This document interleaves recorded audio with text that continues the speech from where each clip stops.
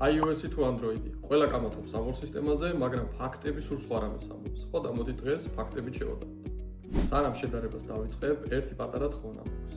სულ რამდენიმე წამი გჭირდება, რომ ვიდეო მოიწონო და არხი გამოიწერო. ამით მეტ мотивაციას მომცე და არხის განვითარებას შევწყობ ხელს. მადლობა წინასწარ. დავიწყოთ.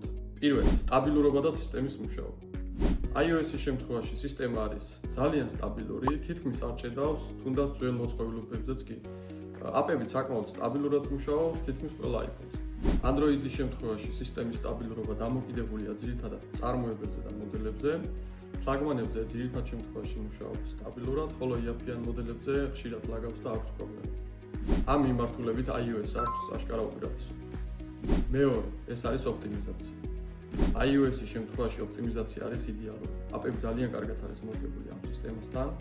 კამერის ინტეგრაცია უფრო ხარისხიანია და ვიდეოს ხარისხი ნაკლებად იკარგება ნებისმიერ სოციალურ ქსელში ადრეგვისას.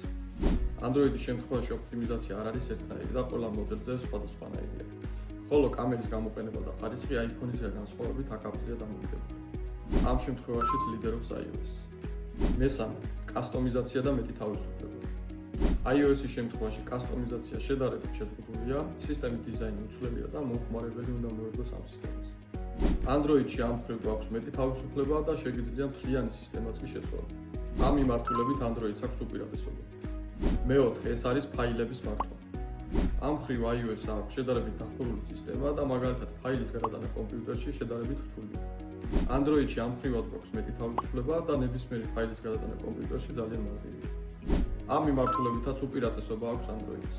მეხუთე, განახლებები. iOS-ის შემთხვევაში ყველა მოწყობილობა ერთდროულად იღებს განახლებას და განახლების ხარდაჭერის ხანგრძლივობა დაახლოებით 5-6 წელია. Android-ის შემთხვევაში განახლებები დამოკიდებულია ბრენდზე, ზოგ მოდელზე მოდის დაგვიანებით, ზოგზე კი საერთოდ არ მოდის. ამ შემთხვევაში ლიდერობს iOS. მეექვსე, უსაფრთხოება და კონფიდენციალურობა. iOS-ის შემთხვევაში აპების კონტროლი არის ძალიან გამკაცრებული, რის ხარჯზეც თითქმის არც ერთ Apple-ის მოწყობილობაში ვირუსი არ გვხვდება. Android-ის შემთხვევაში ყველაფერი პირიქით არის, აქ უფრო გვხვდება ღია სისტემა, უფრო მეტი რისკებია არაოფიციალური აპების გამოყენებისას და უსაფრთხოება მეტწილად დამოკიდებულია თავად მომხმარებელზე. ამ შემთხვევაში, რა თქმა უნდა, iOS-ს აქვს უპირატესობა. და ბოლოს რომ შევაჯამოთ, iOS-ის მხარეს გვაქვს სტაბილურობა, ოპტიმიზაცია და უსაფრთხოება, ხოლო Android-ის მხარეს თავისუფლება და მეტი არჩევანი.